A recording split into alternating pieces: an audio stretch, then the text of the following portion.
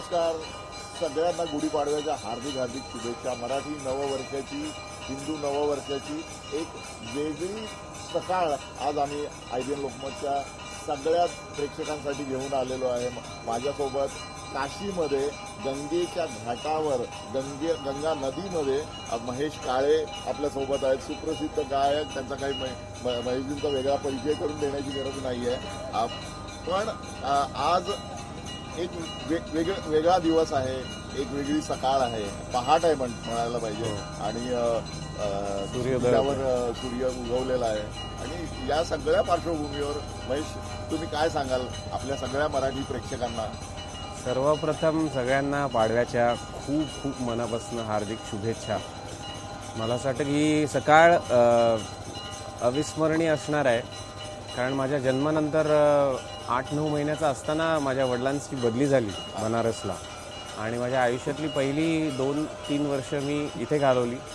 पण तेव्हाच्या मेमरीज इतक्या फारशा जास्ती माझ्या नाही आहेत. तर मला तेव्हापासून काशीला कायम यायची इच्छा होती आणि इथे गायची इच्छा होती. कारण म्हणजे मला असं वाटतं की माहेरघर हे संस्कृतीचं म्हणा आणि संगीताचं एस्पेशली. तर त्या ठिकाणी पहिल्यांदा येतानाच पाडव्याच्या दिवशी येणं आणि आपल्या पहिल्या काशीतल्या कार्यक्रमाची सुरुवात पाडव्यापासनं, नवीन वर्षापासनं करणं. आणि इतक्या सुंदर, तुम्ही बघा काय सुंदर आहे हे, फारच सुंदर आहे. इतक्या सुंदर परिसरामध्ये आपली पहिली जे महत्वाचे ते म्हणजे मुहूर्त आणि इतर गोष्टी आपण जरी मानत नसलो तरी पण 3.5 मुहूर्त जे महत्वाचे सांगितलेले आहेत त्यातला हा वर्षाच्या सुरुवातीचा दिवस खूप महत्वाचा मानला जातो. तुमच्या डोक्यामध्ये महेश काही नवीन सुरुवात वगैरे या निमित्ताने काय आहे का? खरं सांगू का, मला असं वाटतं की आयुष्याचंच कॉलिंग मला असं वाटतं की गेल्या 2-3 वर्षामध्ये फर्मअप होत गेलं. शास्त्रीय संगीताकरता काहीतरी करण्याचं. प्रत्येक नवीन जो दिवस येतो तो पाडव्याप्रमाणेच काहीतरी खुणावत असतो. पण मला असं वाटतं की इथे आल्यानंतर असं वाटतं की काही अजून नवीन नवीन ज्या कल्पना आहेत त्या दृढ पद्धतीने पुढे न्याव्यात. वा. आणि निश्चितच तुमच्या सगळ्या रसिकांना जाणून घ्यायला आवडेल की काय नवीन तुमच्या कल्पना समोर येत आहेत. तुम्ही ज्या वेळेस पहिला राष्ट्रीय पुरस्कार मिळाला कट्यार काळजात गाण्यासाठी आणि तो सुद्धा सकाळच्या वेळेच्या सूर्योदयाशी संबंधित होता, काय त्याच्याबद्दल? सांगलीत होतो मी, प्रोग्राम होता आदल्या रात्री आणि दुसऱ्या दिवशी सकाळी सांगलीमध्ये होतो. नाश्ता करत असताना TV वरती नॅशनल अवॉर्ड्स अनाऊन्स व्हायला लागले. मग फडतरे सर जे प्रोड्युसर आहेत आमच्या कट्यार काळजात घुसलीचे, ते तिथे होते. आम्ही एकत्र नाश्ता करतो. ते म्हणले अरे नॅशनल अवॉर्ड्स सुरू झाले तर आपल्याला बघायला पाहिजे कुठले कुठले येतात. पण मला संध्याकाळी पुण्यामध्ये काही काम होतं म्हणून मी निघालो तसाच. आणि वाटेत असताना त्यांचा पहिला फोन आला की सर आपल्याला गाण्यासाठी नॅशनल अवॉर्ड मिळाला आहे. विलक्षण आहे. कारण मुळातच पैसे सन्मान काही जरी मिळाले नसते तरी जे करायला आवडलं असतं त्याकरता या सगळ्या गोष्टी मिळत आहेत. आणि मला असं वाटतं मुळातच भारताबाहेर मी गेले 15 वर्ष राहतोय. तर लांब राहून मी काय करू शकतो तो फक्त प्रामाणिकपणे गाण्याची साधना करू शकतो आणि जे काही इच्छा आहे ती मेहनतीतनं दाखवू शकतो. तर मला असं वाटतं की कुठेतरी त्या मेहनतीला हा मला असं वाटतं की त्या मेहनतीमुळे हे कुठेतरी आलं आहे. पुरस्कार मिळाल्यानंतर सगळ्यात पहिल्यांदा आठवण झाली ती मला माझ्या अभिषेकी बुवांची आणि आईची. कारण म्हणजे काही वेळेलाच ना आपण लहानपणी आपल्याला वाटतं ते सगळ्यात सुंदर चित्र काढल्यानंतर धावत दाखवतो. मला असं वाटतं की तो माझ्यासाठी क्षण तो होता की हे बघा मला काय मिळालं आहे. पण आय एम शुअर ते कुठेतरी ऐकायला आवडेल. सकाळची वेळ आहे आणि सगळ्या मराठी रसिकांसाठी महेशजी तुम्ही ते ऐकवावं अशी. बरं. अरुणी किरणी धरणी गगन समके भ्रमित भ्रमर करी गुंजन हलके अधीर मन मम जणू सारिता जलधारिता जर जर जर जर जर जर धीम तन उदतन देरे नदीम तन नदीम तन उदतन देरे नदीम तन नदीम तन उदतन देरे न बरसत बरसत बरस बरस दिव्य गान स्वर्ग देश बरसे धरसत धरसत धरसे धरसे मन तुषात तव कृपेस धरसे मम अंतरात मन मंदिरात स्वरताल साज आज घुमतो मन धुंद आज तव गुंजना कुरुराज आज तुझसी दास स्मरतो फिरते धरती धुम तननन आवती भवती धुंद तन मन गगनी अवनी भरुनी कण कण स्वप्न एका जात रुजू दे जग हे भिजले जल सरित अजी जरी मन आहे उरले का तृषात मम परी पडू दे क्षणिक तव कटाक्ष मजवरी स्वर कट्यार काळ जात घुसू दे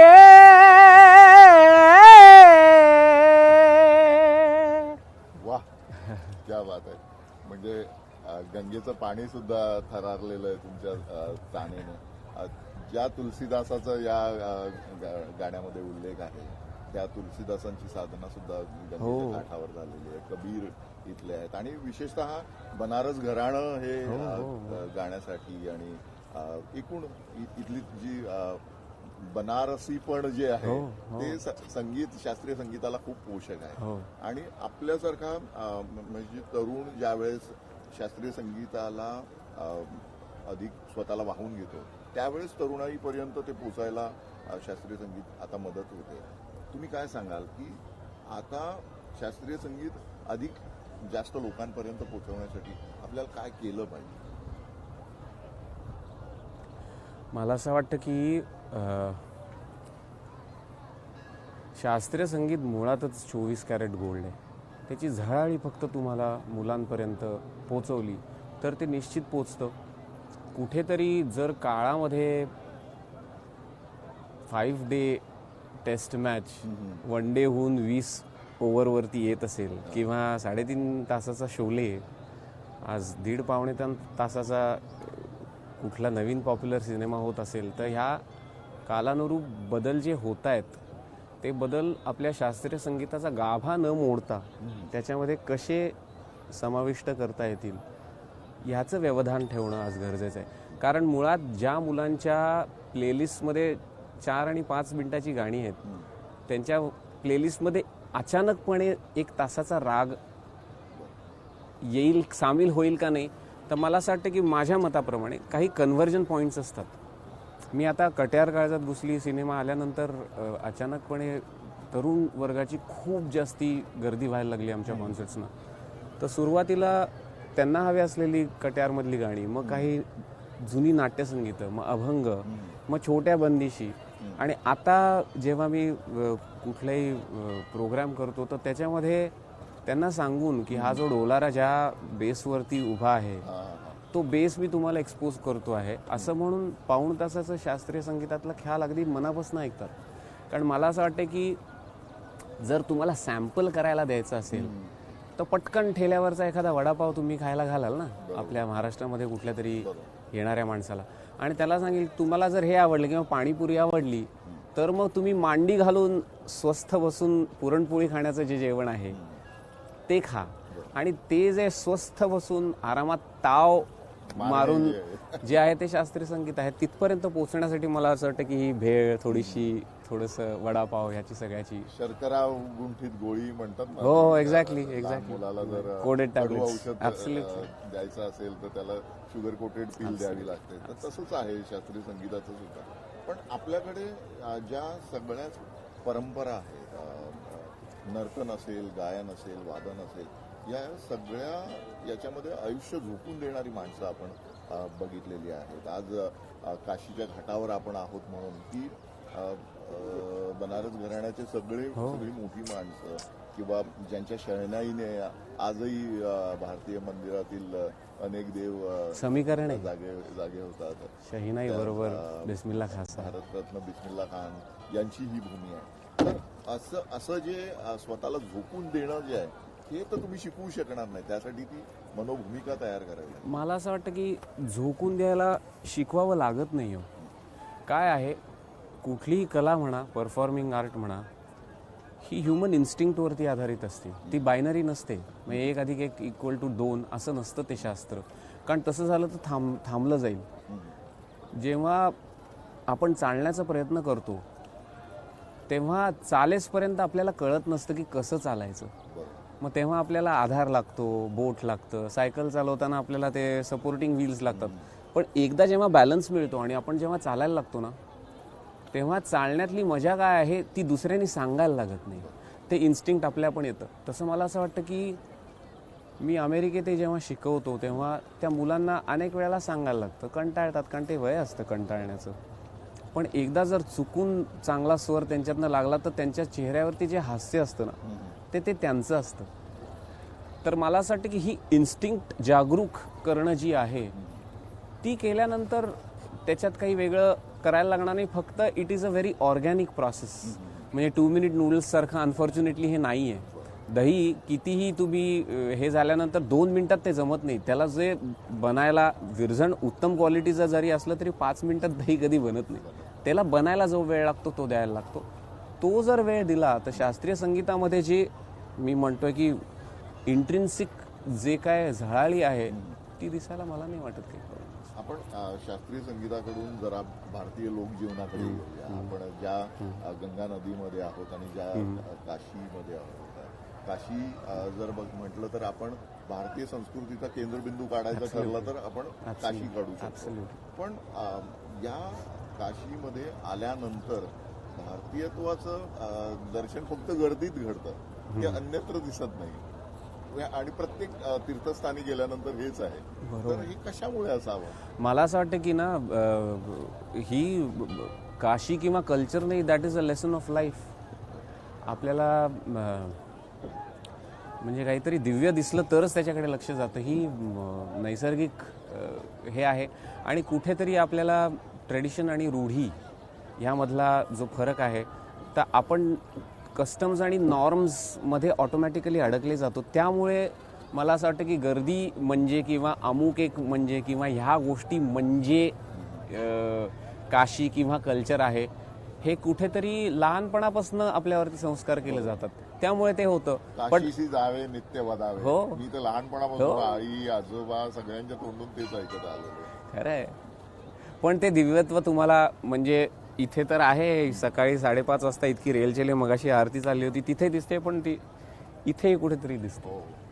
म्हणजे इथे मगाशी आल्यानंतर तो सूर्य थोडासा फुटत होता तर त्याच्या फुटण्यामध्ये म्हणजे बघा इतकं म्हणजे चॅलेंजेस खूप आहेत या क्षेत्राला. कारण मुळात एवढी गर्दी आहे, सॅनिटेशन, क्लिनलीनेस या सगळ्याचे चॅलेंजेस असताना सुद्धा त्याचं दिव्यत्व कुठे झाकलं जात नाही आहे, ते दिसतंय. त्यामुळे मला असं वाटतं की म्हणतात ना, it's in the eyes of the beholder. कुठे पाहाल आपण फक्त बघत नाही, जर बघितलं तर कदाचित दिसेल सर्वत्र. काशीचं दुसरं नाव प्रकाश नगरी आहे आणि त्यामुळे प्रकाश ला जो काश धातू आहे त्यातून काशी हा शब्द आलेला.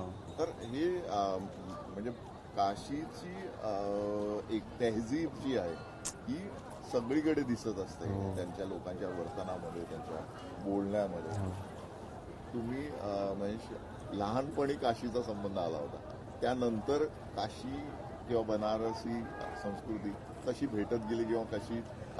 अनफॉर्च्युनेटली मला म्हणजे काशीला यायचा संबंध नाही आला त्याच्यानंतर. म्हणजे यायची ही माझी पहिली भेट आहे त्याच्यानंतर. पण माझे वडील इथे म्हणजे मी जेव्हा पहिल्या आयुष्यातली 3 वर्ष होतो तेव्हा वडील इथे असायचे आणि तुम्ही म्हणताय तसं त्यातला जो प्रकाश आहे तो जन्मभर लक्षात राहतो. म्हणजे आतमध्ये तो कायम असतो. तर त्यांनी मला सांगितलं इकडे आपल्या ओळखीचे आहेत त्यांना अमुक एकांना फोन कर. मी त्यांना फोन केला तर मला माहिती नसलेल्या माझ्याबद्दलच्या गोष्टी त्यांनी सांगितल्या की तू अमुक एक करायचा, तुझे कुरळे केस तसेच आहेत का अजून. बघितला फोटो तेव्हा म्हटलं अरे वा हा तोच असणार. मग वडिलांना फोन केलं, कळालं तूच आहेस, बरं वाटतं. मग तुला बरं नसताना या पटवर्धन डॉक्टरांकडे आम्ही घेऊन जात असायचो वगैरे. तर त्यामुळे कुठेतरी आणि शब्दामध्ये सांगणं मुश्किल आहे, पण मला कायम इथे येण्याचं खूप अप्रूप होतं.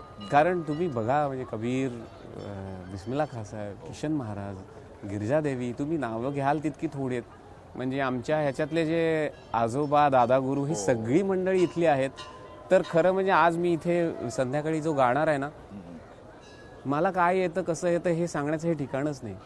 एक तर काशीच्या या पावन काठावरती आपल्याला बसून गाण्यामध्ये ईश्वराची सेवा करायला मिळणं हा एक भाग झाला, आणि दुसरं ह्या माझ्या सगळ्या दादा गुरूंना माझ्याकडनं एक हाजिरी, ह्या संवेदनेतनं मी हे गातोय. त्यामुळे मी आत्ता कुठेतरी स्फुरण ॲब्झॉर्ब करण्याच्या ह्याच्यात आहे. काशीची लिंक आत्ता मी म्हणजे आज काल संध्याकाळी आत्ता कुठेतरी मी ते ॲब्झॉर्ब करतोय. काय नेमकं होतं हे संध्याकाळी कळेल मला. निश्चितच आम्ही पण सगळेजण आतुर आहोत तुम्ही काय गाणार आहात. पण महेश, गाणं जे आहे ते असं आतून निघत असतं. प्रत्येक कलाकार, तुमच्यासारखा कलाकार जो साधना करून त्याने त्या कलेवर हुकूमत मिळवलेली असते, हे जे आतून येणं जे आहे ते अशा वेगळ्या ठिकाणी आल्यानंतर तुम्हाला त्याचा अनुभूती सुद्धा वेगळी येत असेल. निश्चितच. त्याच्या आधीचे काही अनुभव सांगाल का? प्रत्येक म्हणजे इतके अनुभव आहेत ना. आता इतक्यातच इंडिया गेटवरती गाणं झालं होतं माझं, आणि ते सुद्धा म्हणजे विलक्षण ठिकाण आहे. माझं स्टेज होतं त्याच्या मागे इंडिया गेट होता, वा, आणि सूर्योदय मला इथे दिसत होता. त्यामुळे मी अमेरिकेमध्ये अशा एका सूर्योदयाच्या वेळेलाच केलेली बंदिश मला तिथे सुचली. बरं, थोडंसं सुरुवातीला रिस्की होतं, कारण कट्यार काळजात घुसली मधली चुस्त 4 मिनिटाची गाणी ज्यांना आवडून जी लोक येतात. पण मला असं वाटतं की बऱ्याच वेळेला नॉर्म्सच्या पलीकडे जाऊन आपण आपल्या आतल्या ईश्वराचं जेव्हा ऐकतो तेव्हा ते ईश्वर आपल्याला शास्त्रीय संगीत म्हणजे जे काही इम्पल्स आहे ती गाईड करत असते. मग मला शीतल कोमल मंद मंद चलत पवन ही मी केलेली बंदिश आठवली. ती मी गायली आणि ती लोकांना आवडली. मगाशी तुम्ही म्हणत होता की साधना आणि उपज. मला असं वाटतं की कसं असतं की शास्त्रीय संगीतामध्ये तुम्ही बघाल तर मेहनत जी असती ती कुठेतरी मेहनत ही व्याकरणाकरता केली जाते, पण त्यातली काव्यरचना जी होती ती उपजांगानेच होते. कारण काव्यासाठी तुम्ही शिक्षण घेऊ शकत, म्हणजे शब्दकोश आणि व्याकरण हे आलं म्हणजे काव्य येत नाही. काव्य यायला काहीतरी त्याच्या पलीकडचं खुणावायला लागतं. ते जे उपजांग आहे ते शास्त्रीय संगीतात मध्ये मेहनत आणि साधना तुम्ही जेव्हा करायला लागता, मला असं वाटतं मेहनत, रियाज ह्या गोष्टी आपल्याला जे शब्द माहिती नाही आहेत किंवा जे व्याकरण नवीन आहे ते गिरवून ते आणखीन प्रगल्भ करणं ही मेहनत आहे. पण आपल्याला जे संगीत माहिती आहे त्याच्या पलीकडचं काहीतरी जे शोधण्याचा अट्टाहास आहे ती साधना आहे. तर मला असं तर म्हणून आपल्याला देवाघरचे ज्ञात कोणा वैराग्याचा एकच साधक म्हणतात ना, तसं मला असं वाटतं कुठल्याही कलेमध्ये साधक असतं. कारण जेव्हा मी मगाशी म्हटल्याप्रमाणे बायनरी नसतं ना, एक्सलन्सला परिमाण नसतं. अजून चांगलं गाऊ शकाल का? हो, आज चांगलं गाऊ शकाल. हे एक जन्म नाही अनेक जन्म हीच परिस्थिती असते, आणि that is what is beautiful. आणि तीच वेगवेगळे आता काशी सुद्धा तुम्ही बघा, फिरायला गेला या गंगा घाटावरती, इथे आलो, इथे सौंदर्य आहे, तिकडे गेल्यानंतर तिथे सौंदर्य आहे. आतमध्ये शहरामध्ये काही उरढोरांमध्ये सुंदर एक काय म्हणतात त्याला रस्टिक सौंदर्य आहे. ते तुम्ही जिथे शोधाल तसं शास्त्रीय संगीताच्या डोंगरावरती वेगवेगळ्या ठिकाणी सौंदर्य ते शोधायचा प्रयत्न करतो मी.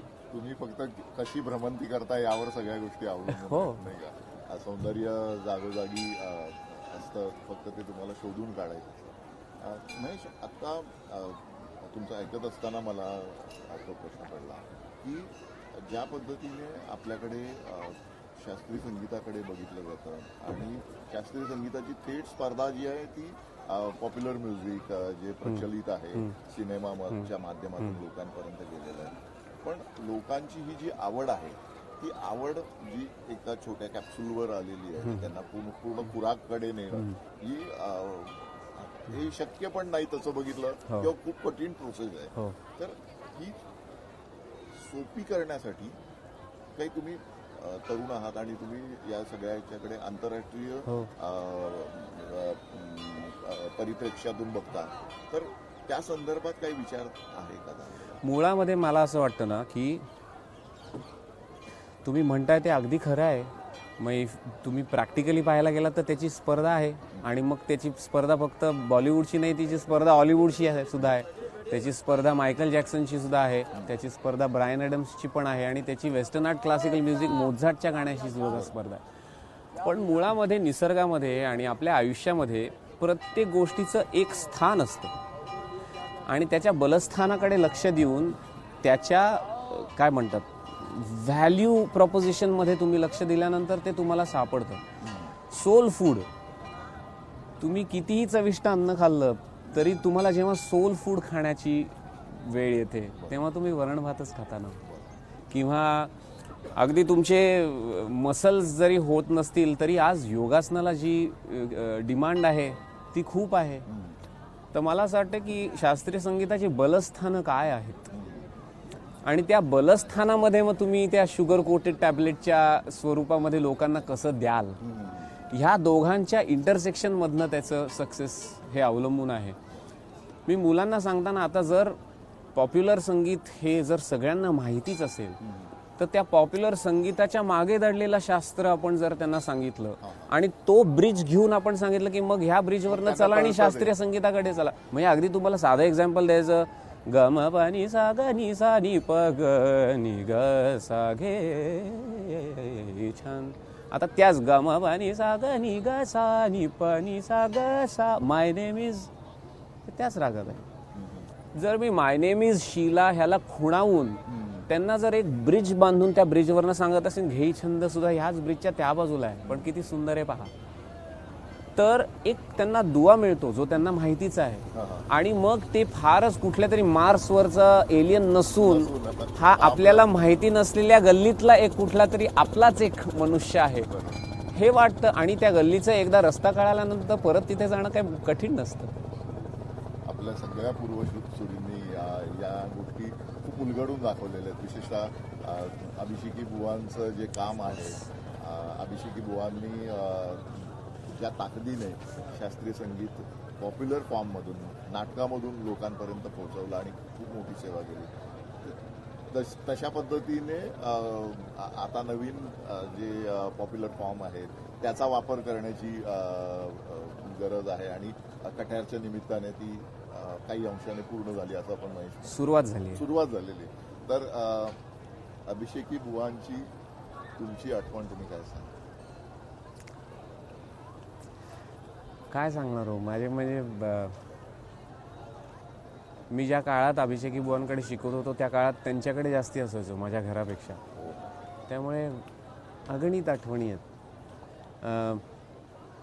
वडिलांसारखं आईसारखं प्रेम केलं माझ्यावरती त्यांनी.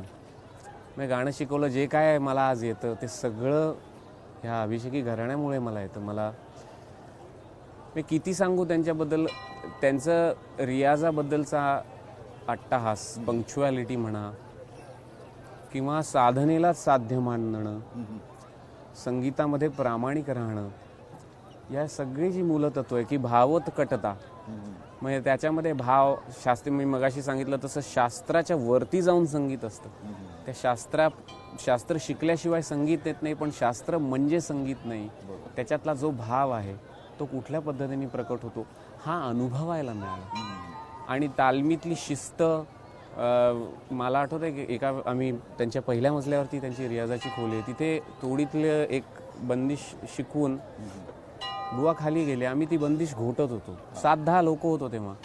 खाली आल्यानंतर अभिषेकी बुवा म्हणले, महेश इकडे या, अंतऱ्याचे शब्द काय आहेत? मी म्हटलं, बाबा सुगम सुगंधन चंदन अंकित. ते म्हणले, अंकित म्हणजे काय?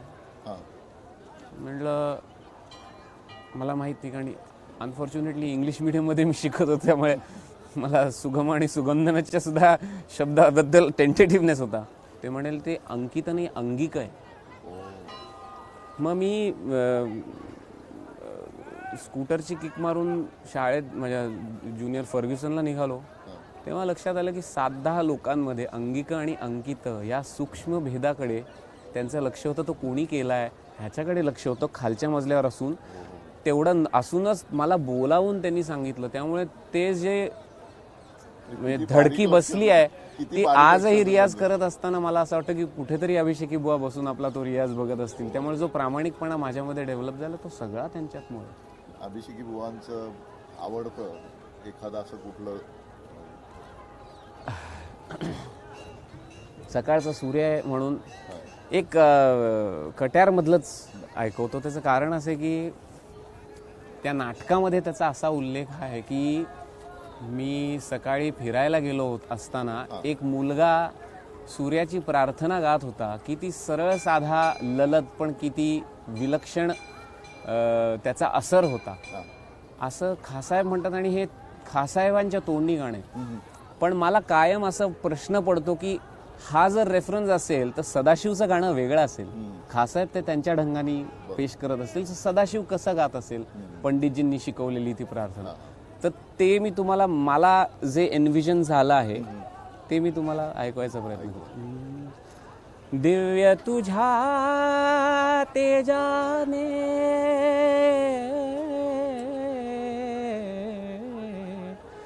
दिव्य तुझ्या तेजाने झगमगले भुवन आज, हे दिनमणि व्योमराज, तेजो निधि लोह गोल, तेजो निधि लोह गोल, तेजो निधि लोह गोल. फार सुंदर. कारण तेजोनिधी आता तर गोलवरती आलाय लागलेला आहे आणि खऱ्या अर्थाने गंगेच्या पाण्यावर त्याच्या तेज शलाका पसरतात आणि त्या बिंब प्रतिबिंबाचा खेळ म्हणजे काशी आहे. तर हे जे परावर्तित होणं जे आहे आणि परावर्तित होत असताना प्रकाशित करणं जे आहे हे खरं शास्त्रीय संगीताचंच काम आहे. आणि शास्त्रीय संगीताने जी ऊर्जा मिळते किंवा संगीताने, संगीत ही आत्म्याची भाषा म्हटलं जातं. पण आपल्याकडे एकीकडे प्रचलित संगीत, शास्त्रीय संगीत आणि लोकसंगीत या तीनमध्ये जे भेद केले जातात ते भेद फार चुकीच्या पद्धतीने झाल्यामुळे असेल कदाचित लोकसंगीत मागे पडत चाललेलं आहे. तुम्ही काय सांगाल? मला असं वाटतं ना की भेद ही प्रक्रिया असते. म्हणजे अनफॉर्च्युनेटली आता ह्याचा कालखंड जर आपल्या आयुष्याच्या कालखंडाच्या पलीकडे असेल तर आपलं डिडक्शन हा भेद आहे असं असेल. पण मला असं वाटतं की 1000 वर्षाचाच तुम्ही जर कालखंड पाहिलात, कसं होतं पूर्वी संगीत देवळातनं, सामवेदातनं आणि देवाच्या पूजेकरता वापरलेलं संगीत, मग ते कुठेतरी इन्व्हेजनमधनं ते दरबारामध्ये गेलं, राजाला प्लीज करण्याकडे गेलं. मग त्याच्यानंतर जेव्हा इंग्रजांचा रूल आल्यानंतर ते कुठेतरी उदरनिर्वाह करता परफॉर्मन्स सर्किट्समध्ये गेलं. परफॉर्मर सर्किट्समध्ये गेल्यानंतर ते कुठेतरी कमॉडटाईज झालं. म्हणजे संगीत हा एक प्रॉडक्ट झालं जे तुम्हाला विकता येतं किंवा ज्याच्यातनं अर्थकारण तुम्हाला साधता येतं. अनफॉर्च्युनेटली मी मगाशी म्हणतोय हा कालखंड आपल्या आयुष्याच्या कालखंडाच्या खूप पुढचा आहे, त्यामुळे आपल्याला ते त्या कॉन्टेक्स्टमध्ये परत ठेवता येत नाही आहे. पण त्याचा कॉन्टेक्स्ट असा आहे की हे मुळामध्ये संगीत कुठलं आहे, काय आहे. हाच मार्गी आणि देशी या दोन वेगवेगळ्या दुवांमधनं एक स्पिरिच्युअलिझमकडे नेणार आणि एक फोक संगीत. दिवसभर तुम्ही शेतामध्ये समजा काम कराल किंवा कामगार लोक करतील, ते संध्याकाळी येऊन जे संगीत करतात ते फोक संगीत, हा त्यातला भाग झाला. हो, नावाडी करतात ते. पण मला असं वाटतं ना की संगीत मुळामध्ये अगदी लॉजिकली तुम्ही विचार केला तर तुमच्या नकळत तुमचा मूड जे एक्सप्रेस करतं ते संगीत असतं. म्हणजे आपल्याला बरेच वेळेला आपण गातोय कळत नाही. तुम्ही सांगा, आंघोळ करताना तुम्ही गायला कधी सुरुवात करते कळतं का हो? अरे मी गायला लागलोय. हे काय असतं ना की तुमच्या आतमध्ये दडलेल्या अप्रत्यक्ष भावनांची व्यक्ती जी असते ते म्हणजे संगीत असतं. आता ती व्यक्ती जी असते म्हणजे व्यक्त होणं जे असतं ते तुमच्या संस्कारावरती असतं. जर तुमच्यावरती संस्कार हे शास्त्राचे असतील तर ते शास्त्रीय संगीत असतं. जर तुमच्यावरती संस्कार हे शेतातल्या कामाचे असतील तर त्या निसर्गातलं संगीत असतं. त्यामुळे संगीत मला असं वाटतं की is an extension of emotion. म्हणजे इमोशन आणि शब्द या मधला जो खंड आहे तो संगीत आहे. आणि तो तसा असेल तर तो फक्त तुमच्यावर कुठले संस्कार आहेत ह्याच्यावरती अवलंबून आहे. आता मात्र ग्लोबलायझेशन म्हणा किंवा हे जग जे उपलब्धी मुळात जी आहे ती यूट्यूबच्या माध्यमातून किंवा ट्रॅव्हल आता तुम्ही करायला लागल्यापासून ही उपलब्धी खूप सोपी व्हायला लागली. त्यामुळे ललित आणि शास्त्र आणि ह्याच्यामध्ये जितका भेद आहे तितका भेद असायची गरज नाही. कारण शास्त्रातनं ललित संगीतामध्ये सुद्धा बरेच गोष्टी आता रिफ्लेक्ट होतात. किंवा ललित संगीतातनं देश पहाडी हे जे राग आले त्यांना रागाचा दर्जा देण्यासाठी त्याच्यात शास्त्रीय बदल जरी केले असली तरी ते मुळात येतात हे फोक संगीतातनं. त्यामुळे भेद कशाचा असावा, चांगला आणि वाईटाचा भेद. मला असं वाटतं की म्हणजे चांगलं आणि वाईट ह्याचं परिमाण हे शास्त्रीय संगीताचा किंवा ललित संगीताचा परिमाण ठरवून, म्हणजे संगीत प्रकाराचा परिमाण न ठेवून त्याचा दर्जा काय आहे ह्याच्यावरती फक्त परिमाण असावं. तसं असलं मग मला सांगा, आता मी मगाशी म्हणल्याप्रमाणे वडापाव चांगला का पुरणपोळी चांगलं असं सांगणं मुश्किल आहे ना. वडापाव ही उत्तम पद्धतीनं चविष्ट करता येतो, तशीच पुरणपोळी. बिघडली पुरणपोळी तर तीही आवडणार नाही आणि वडापावही नाही आवडणार. त्यामुळे प्रत्येक गोष्टीची आपल्या सोशल स्ट्रक्चरमध्ये एक ठिकाण असतं आणि ते ठिकाण काढून घेतलं तर ते पझल पूर्ण होणार नाही, चित्र पूर्ण होणार नाही. शास्त्रीय संगीताचं समजा नाकाडोळ्यापाशी असेल तर ललित संगीताचं सुद्धा कुठेतरी कपाळ केसापाशी असतंच की. त्याच अनुषंगाने आज गुढीपाडवा आहे.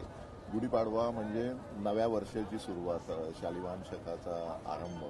मराठी लोकांना अभिमान वाटावा असा दिवस, कारण शालिवाहन हा राजा अस्सल मराठमोळा होता. मराठी असं म्हणू शकतो की 1940 वर्षापूर्वीचा शिवाजी, ज्याने महाराष्ट्र, कर्नाटक, आंध्र प्रदेश, मध्य प्रदेश आणि या सगळ्या भागामध्ये स्वतःचं साम्राज्य विस्तार केलेला होता. तर हे साम्राज्य विस्तार करणं जे आहे मराठी माणसाच्या अंगी असणारं, हे आता कमी होताना दिसतंय. महेश, तुम्ही स्वतः अमेरिकेत राहून शास्त्रीय संगीताची साधना करता म्हणून विचारच वाटतं की मराठी माणसाची ही जी विजूविषू वृत्ती होती किंवा जग जिंकण्याची वृत्ती होती ती कमी का होताना दिसते आपल्याला.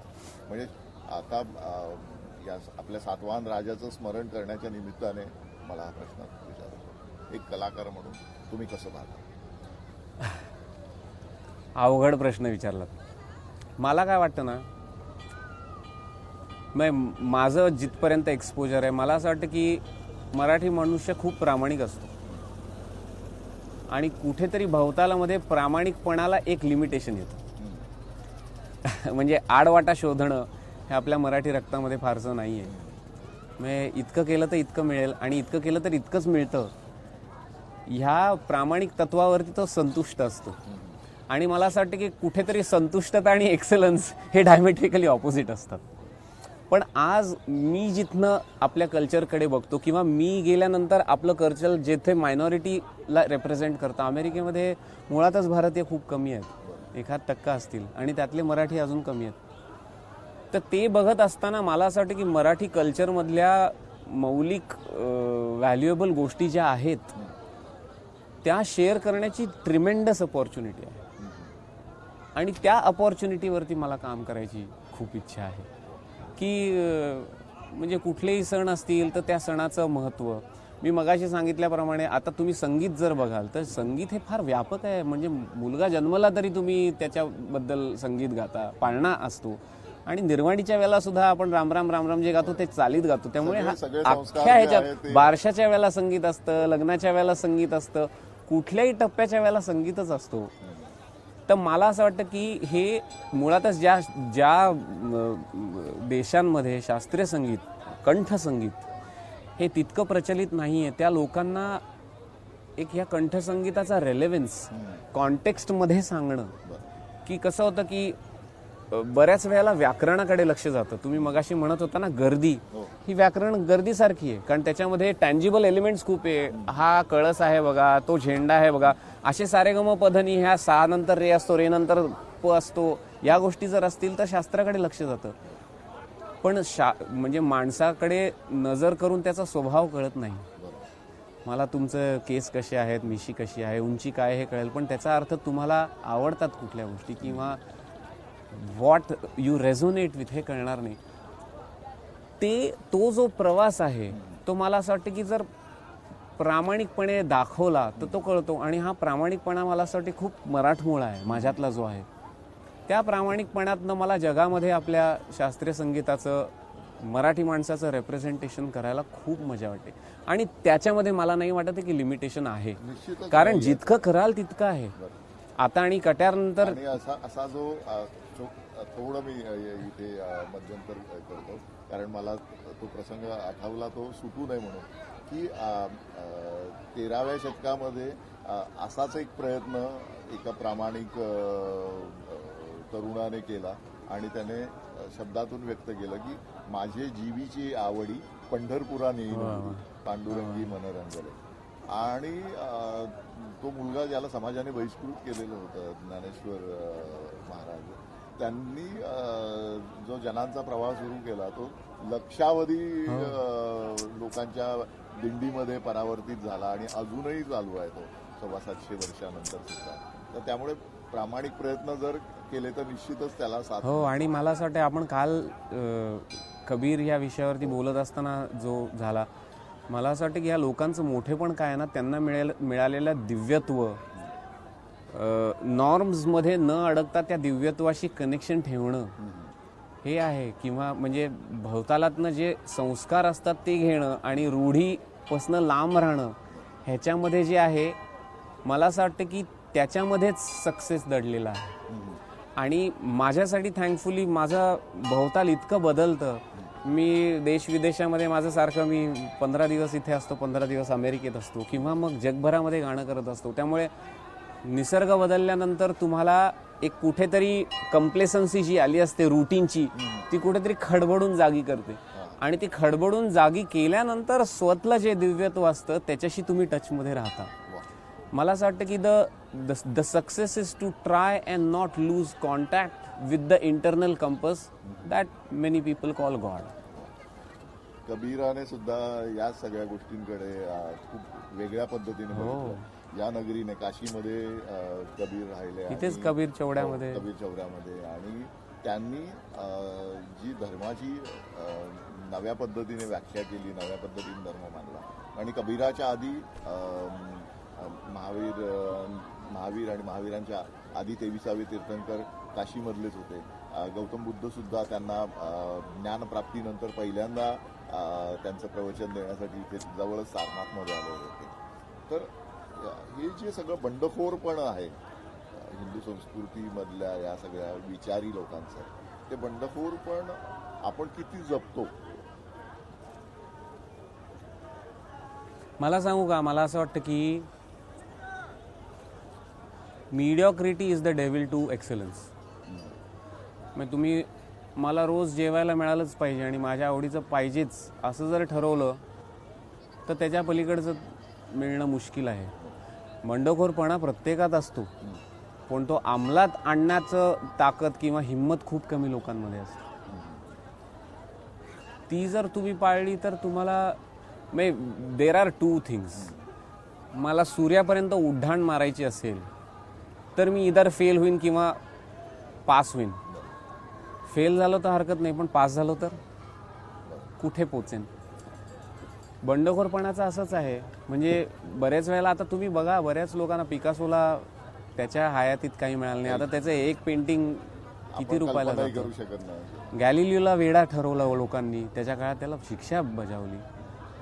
तसंच बऱ्याच संतांना तुम्ही ज्ञानेश्वरांचं बघा किंवा कबीरांचं बघा, त्यांचं खूप त्यांना हाल उपेष्टा, पण कुठेतरी बंडखोरपणा हा लोकांकरता असतो, त्या माणसाकरता ते नैसर्गिक असतो.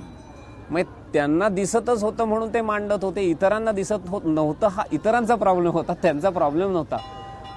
त्यांचं कस कुठे होतं की मला जे दिसतंय तेच मला करायचं आहे, ह्याची अंमलबजावणी करण्यामध्ये त्यांचं, मला असं वाटतं की that is what makes them genius, किंवा that's what makes them out of ordinary. Extraordinary पण त्याच्यामध्ये असतं. देव प्रत्येकातच असतो, फक्त देव जे खुणवतो आपल्या मॉरल कंपस हे सगळ्यांना असतो. मला सांगा, कुठल्या माणसाला आपण खोटं बोलताना खोटं बोलतोय हे कळत नाही?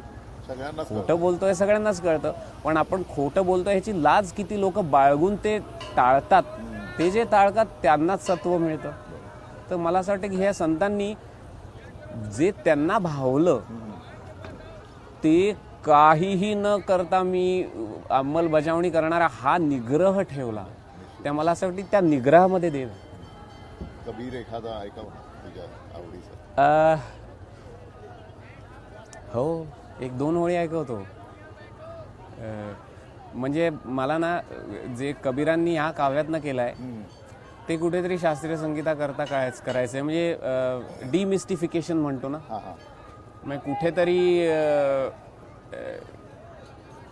म्हणजे आपल्या फाईव्ह सेन्सेस ऑफ अप्रिहेन्शन बद्दलचं हे आहे की, पण त्यांनी ते इतकं सुलभ करून सांगितलेलं आहे की कुठल्याही माणसाला पटकन कळेल. दोन अर्थ आहेत, एक अर्थ दुसऱ्या अर्थाकडे नेणार आहे. निर्गुण जरी त्यांचं असलं तरी त्यांना सगुणातनं निर्गुणाकडे जी टेल असते ती कशी दाखवायची त्यांच्या अप्रतिम काव्यामध्ये यात. हिरणा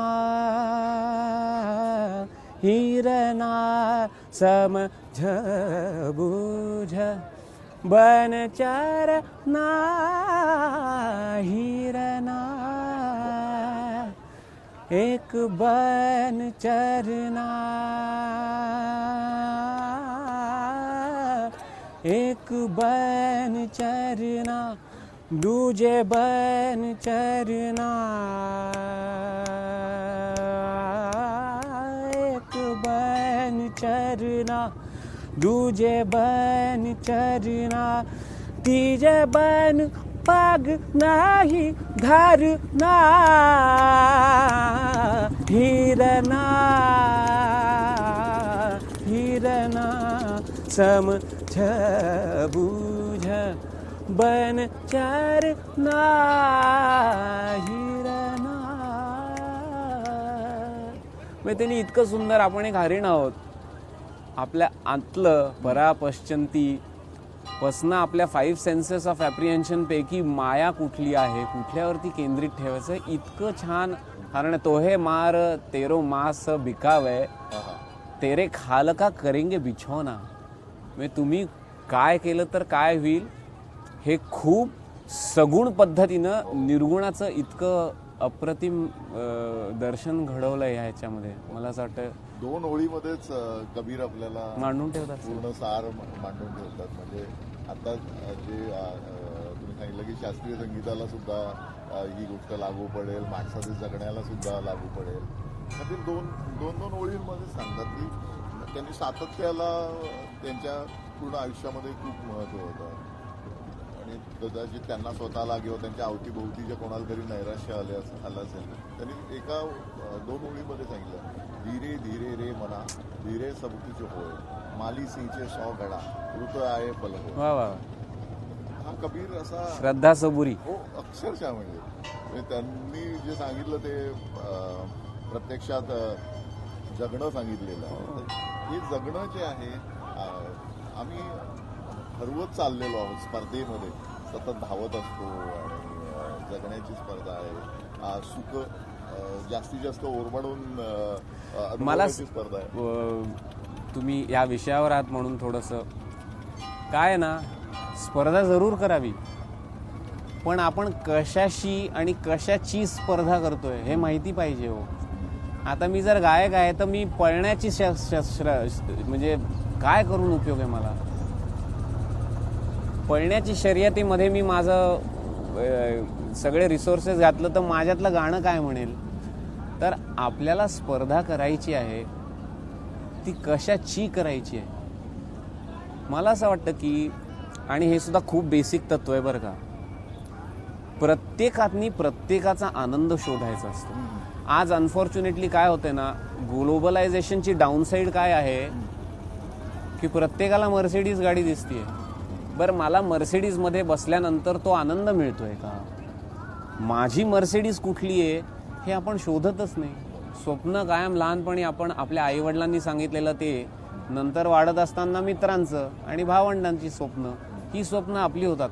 मुळात आपलं स्वप्न काय आहे ते ताडून जर त्या स्वप्नासाठी स्पर्धा केली तर त्यात काही वावगं नाही, कारण ती तुम्हाला आनंदाकडे नेईल. स्पर्धेचा प्रॉब्लेम काय आहे की कालामध्ये ज्या गोष्टीसाठी स्पर्धा होतीये अशी म्हणल्यानंतर त्या गोष्टीकरता स्पर्धा करण्यात काय, मला सांगा.